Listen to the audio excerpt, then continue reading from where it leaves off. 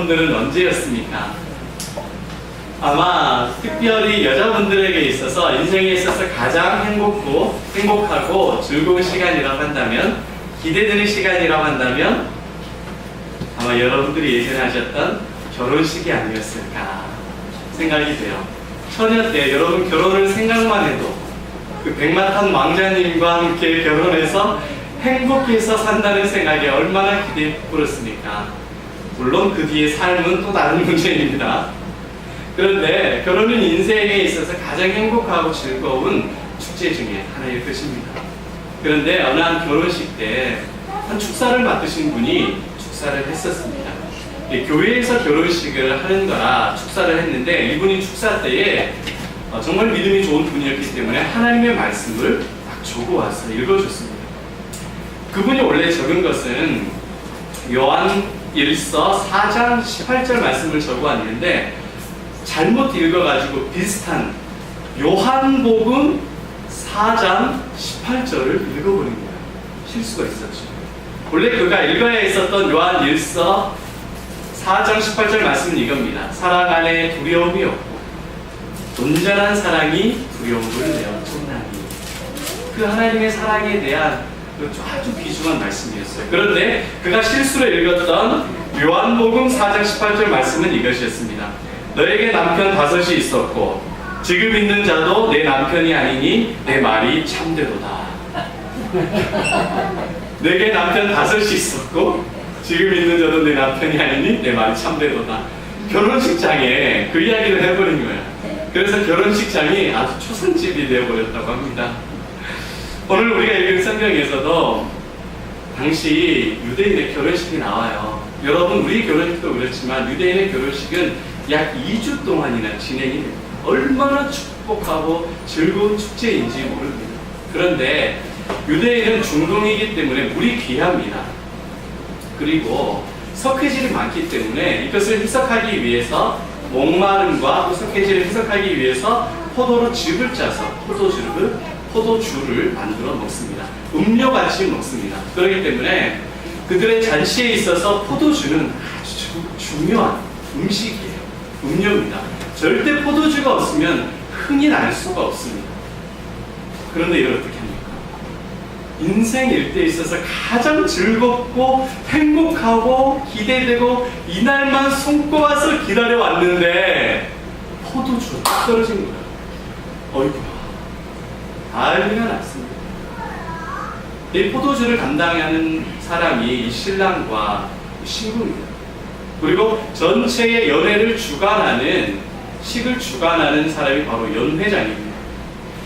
그런데 포도주가 딱 떨어져 버린 겁니다. 결혼식에 음식이 떨어져 버린 거예요. 어이구야, 사람들이 이렇게 많이 기다리고 있고 음식을 기다리고 있는데 음식이 떨어져 버린 거예요. 난리 났습니다.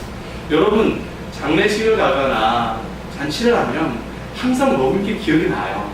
어느 잔치 때 뭐가 잘 먹었더라, 어느 잔치 때 뭐가 먹을 것이 없었다, 그것이 여러분 기억이 났습니다. 먹는 것이 가장 중요하잖아요. 이스라엘 잔치 결혼식장에서 가장 중요한 포도주가 딱 떨어져 버렸네. 난리가 났습니다. 존귀한 성도 여러분, 우리 인생은 축제고 즐거움입니다. 그런데 우리 인생이 잘 나갈 것 같고 행복할 것 같지만 딱 포도주가 떨어진 것 같은 어려움이 있습니다. 우리 사랑하는 청년들, 결혼하고 나면 모든 것이 행복하고 좋을 것 같죠? 좋습니다. 좋아요. 결혼하면 정말 행복하고 좋아요. 믿음의 결혼이 얼마나 아름답고 좋은지 모릅니다. 우리 사랑하는 우리 찬혁이, 우리 효정이를 축복합니다. 하나님을 중심에 두고 믿음의 결혼이 얼마나 행복한지 모릅니다. 즐겁습니다. 그러나 결혼한다고 마냥 행복하고 즐거운 건 아닙니다. 어떤 때는 피바다를 건너는 것 같아요. 그리고 내 속에서 곰발바닥, 사자발바닥이 나와가지고 막 서로를 핥힙니다. 결혼하기 전에는 그런 게 없었는데 하고 나면은 그런 것들이 막 나올 때가 많이 있어요. 자녀들 때문에 힘들 때가 많이 있습니다. 대학 가면 좋을 것 같고, 직장 취업하면 좋을 것 같고, 자녀를 얻으면 다 행복할 것 같지만 우리 인생이 마냥 행복하는 것이 아니라 포도주가 딱 떨어지는 인생의 고난과 어려움을 맞이한다는 것입니다. 슬럼프가 있습니다. 그런데 이 위기 가운데 예수님께서 개입을 하십니다. 3절, 4절, 5절 보면은요, 먼저 마리아가 예수님에게 찾아가서 부탁을 합니다. 예수여, 큰일 났습니다. 아마 이 포도주가 떨어졌다는 것을 안다는 것은 마리아가 이 잔치의 주인과 친한 친척이라는 것을 의미를 합니다. 왜냐하면 친한 아주 가까운 친척이 아닌 이상 포도주가 떨어졌다는 알 수 없거든요. 그래서 예수에게 찾아갑니다. 예수야, 큰일 났다. 잔치에 포도주가 없다. 이거 어떻게 해? 네가 알아서 해라.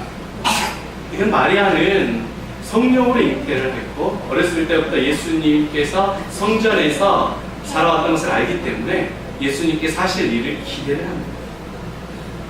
예수님께 맡겨버리는 것입니다. 존귀한 성도 여러분, 우리 인생을 살다가 고난이 있고 어려움이 있을 때 마리아와 같이 예수님에게 여러분 찾아가서 맡기시길 바랍니다. 이것을 바로 기도라고 합니다. 따라해봅시다. 기도. 문제는 예수님께 맡기자. 어려운 일은 예수님께 맡기자.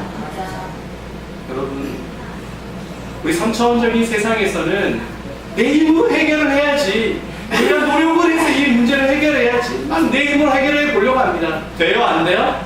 더 낙심이 되고 더 절망이 됩니다. 이것을 깨고 나가는 것이 바로 회개이고 기도입니다. 하나님, 내 힘으로는 이 절망에서 내가 이겨낼 수가 없습니다.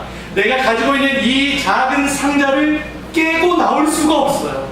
회개하며 기도로서 예수님에게 맡기는 것입니다. 그것을 부끄러워하고 두려워하지 마십시오. 기도로서 주님 앞에 마리아와 같이 맡겨보십시오. 주님께서 뭐라고 그런지 아십니까? 어머니, 내 때가 아직 아니에요. 아직 내가 나설 때가 아닙니다. 예수님이 딱 그것을 이야기했습니다. 거절한 겁니다. 뒤동달이 안 된 겁니다. 그런데 마리아가 뭐라고 그러는지 아십니까? 말씀 보시기 바랍니다. 종에게 뭐라고 이야기를 합니까? 시키는 대로 예수께서 시키는 대로 하라고 이야기를 합니다. 5절 같이 한번 읽어보겠습니다. 시작. 그의 어머니가 하인들에게 이르되 너희에게 무슨 말씀을 하시는지 분명히 예수님께서 안 된다고 거절했습니다. 예수님이 안 된다면 안 된다는 거예요. 안 될 것 같은데 마리아는 포기하지 않고 그 예수님에게 문제를 맡겨버립니다. 어떻게 됐습니까? 우리 편. 내가 안 될 것 같고 정말 주님께 응답하지 않을 것 같은 그 문제를 누구에게 맡기는 겁니까? 예수님께 기도로 나아가는 겁니다. 우리의 성차원의 세계를 깨고 주님 앞에 맡겨버릴 때에 하나님께서 그 일을 행하십니다. 내가 할 일은 딱 한 가지, 하나님을 의식하고 하나님을 의지합니다. 이거밖에 없습니다. 내가 막 물을 포도주로 바뀌기 위해서 H2O를 막 CH2O, 6 그런 걸로 해가지고 핵융합 핵발전해가지고 내가 막 포도주야 제발 물아 제발 포도주로 바뀌어줘 제발 부탁이야. 백날 해보세요. 안 돼요. 예수님을 맡겨버릴 때 기도로 주 앞에 나올 때 반드시 이룰 줄로 믿습니다. 여러분뿐만 아니라 어떻게 할 때에 하나님께서 그 일을 행하십니까? 하나님의 말씀을 통해서 그 일을 행하시는 겁니다. 여러분, 3차원적인 우리 이 세상적인 사고가 있어요. 우리가 있는 이 세상의 사고에 우리는 날마다 찌들어 있습니다. 안 돼요. 말씀을 듣고 은혜 받아서 돌아가는데 우리의 삶이 너무너무 힘들어했어요.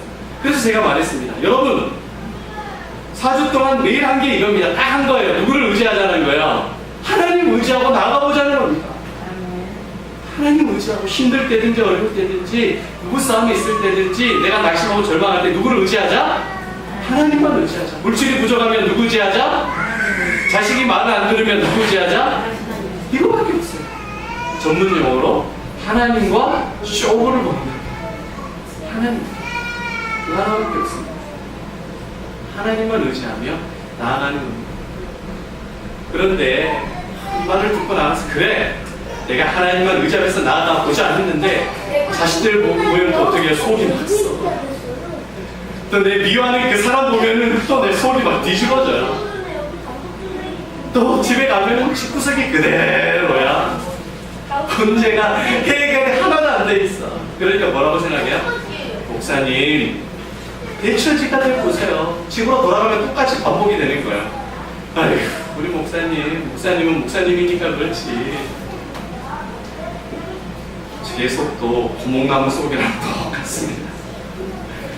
여러분 속이나 제 속이나 같을 거예요. 사람 사는 게 다 비슷비슷하잖아요. 누구를 의지해야 됩니까? 하나님 의지해야 됩니다.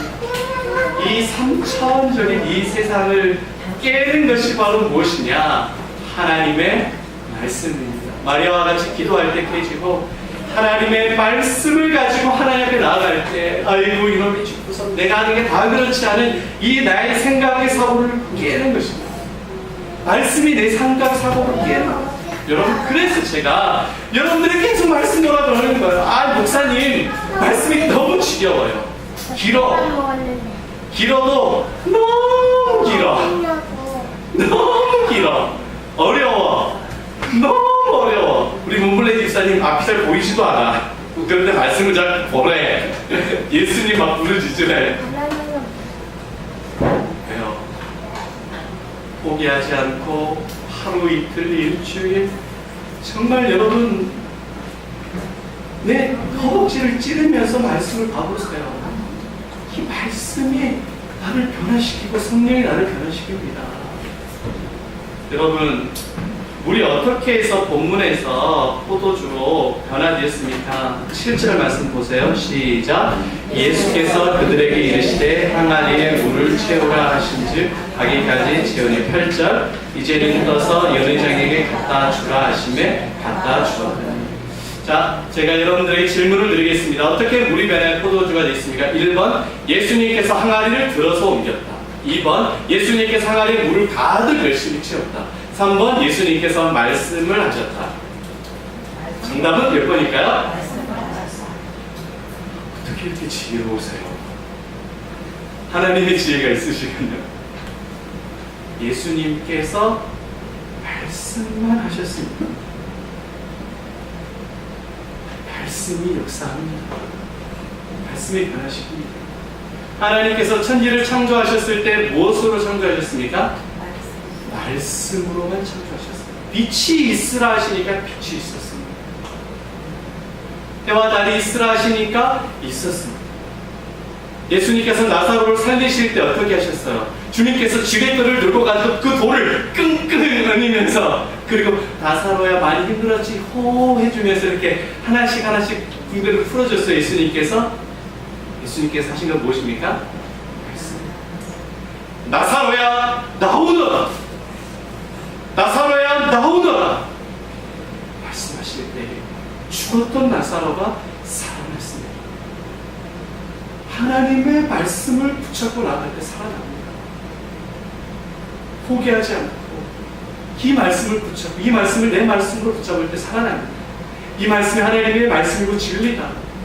강단에서 선포되는 이 말씀이 오늘 나에게 주시는 하나님의 말씀입니다.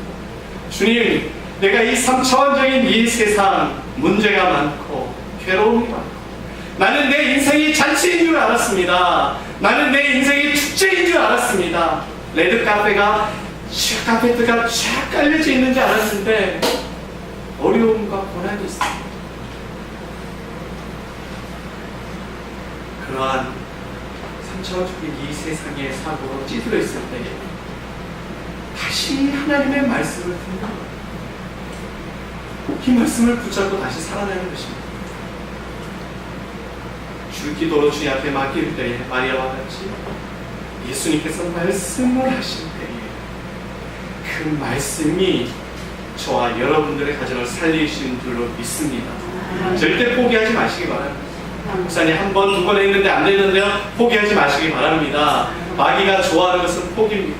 그러나 믿는 자에게는 포기가 없습니다. 하나님께서는 귀머거리가 들릴 정도로 분명하게 깨닫게 말씀해 주십니다. C.S. 루이스가 한 말씀이거든요. 기머리가 어떻게 들을 수 있겠어요? 기머거리가 듣고 깨달을 수 있도록 하나님은 말씀해 주십니다. 저와 여러분들에게 지금 이 시간에도 하나님의 말씀을 통해서 우리를 인도하시는 줄을 믿습니다. 성령께서 우리를 깨닫게 하시는 줄 믿습니다. 뿐만이 아니라 하나님의 말씀에 순종할 때 그런 역사가 일어났습니다. 여러분 7절 말씀 보시기 바랍니다. 물을 채우라 하시니 아기까지 주의 종들이 채웠습니다. 그리고 8절 말씀 보세요. 연회장에게 갖다 주라 하시니까 그 종들이 갖다 줬습니다.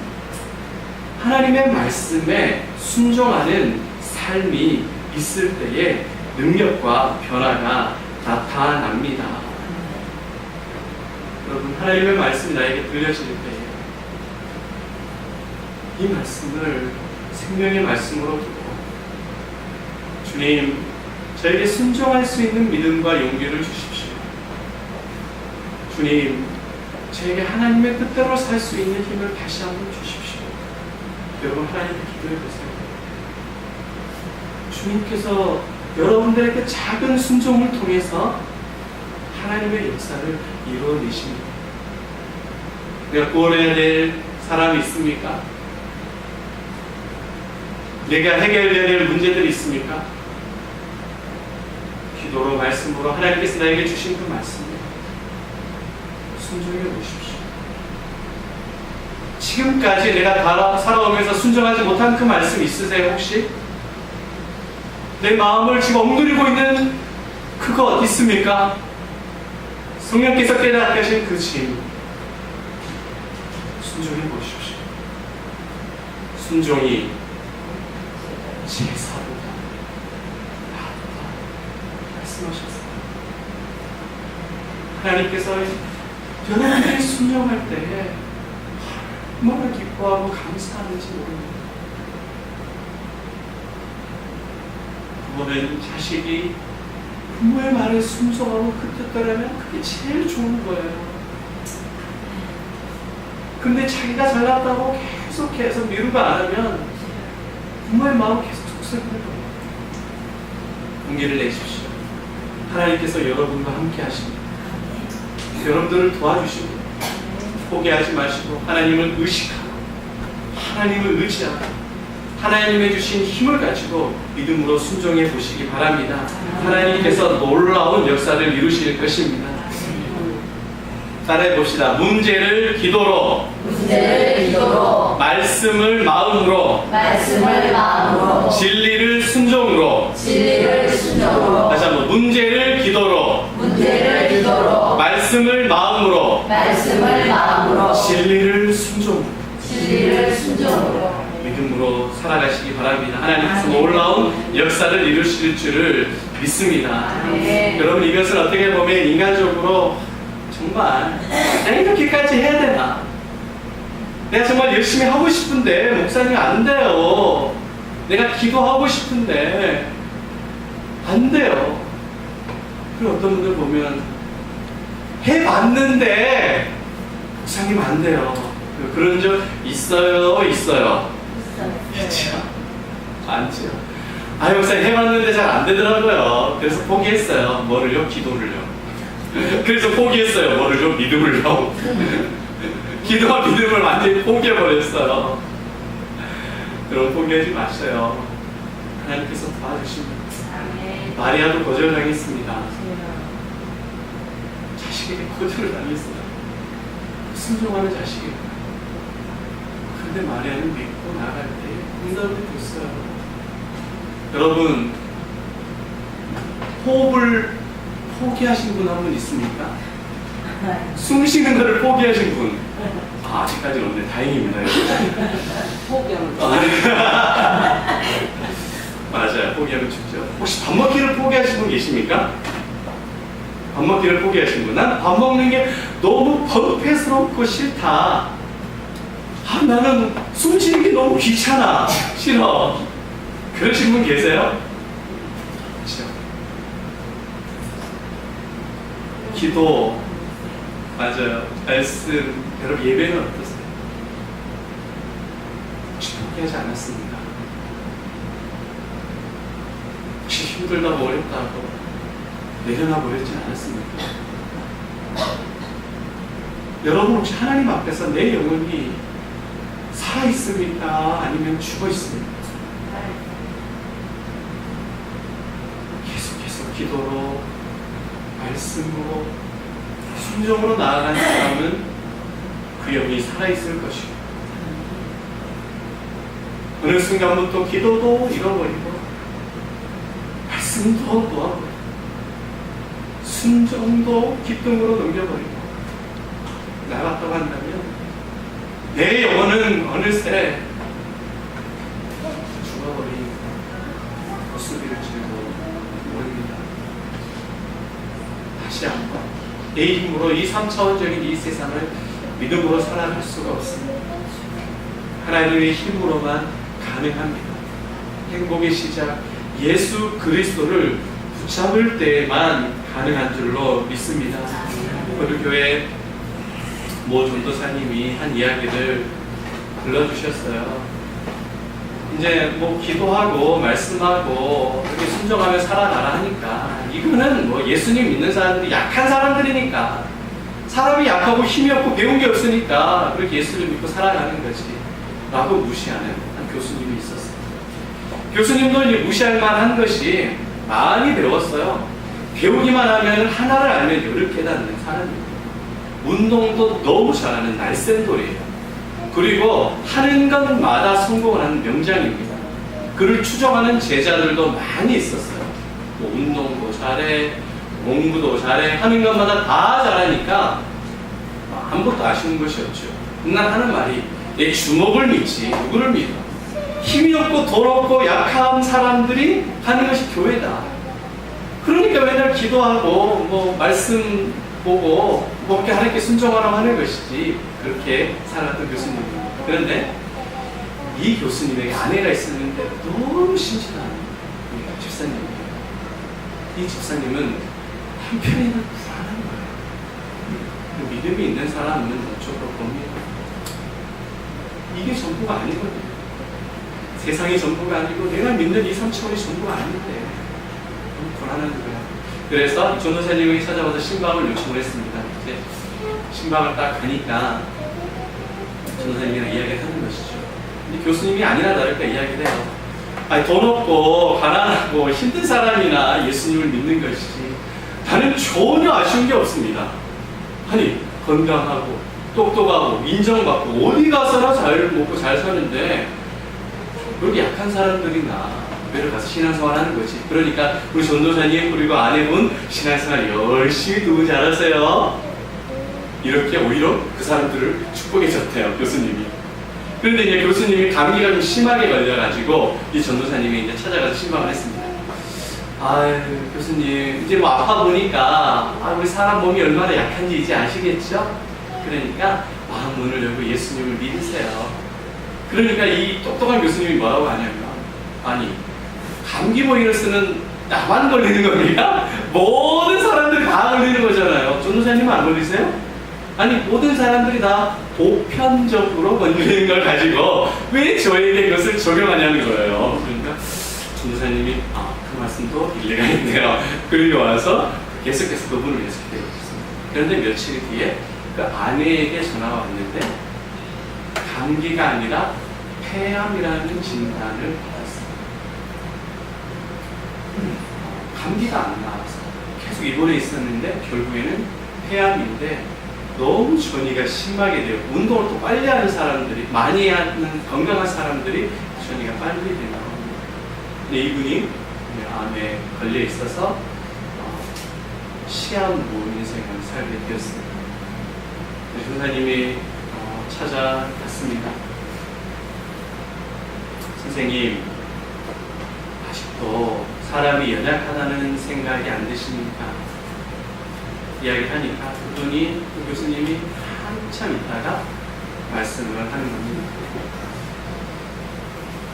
사람이 이렇게 연약하고 온화한 것인지 이전에는 몰랐습니다. 나는 내가 내 자신을 믿고 의지하면 모든 것이 다 잘 될 줄 알았어요. 그리고 인생이 성공할 줄 알았어요. 그런데 내가 내 인생을 돌아보니까 내 인생에 너무나도 한심하고 마고자와 같습니다.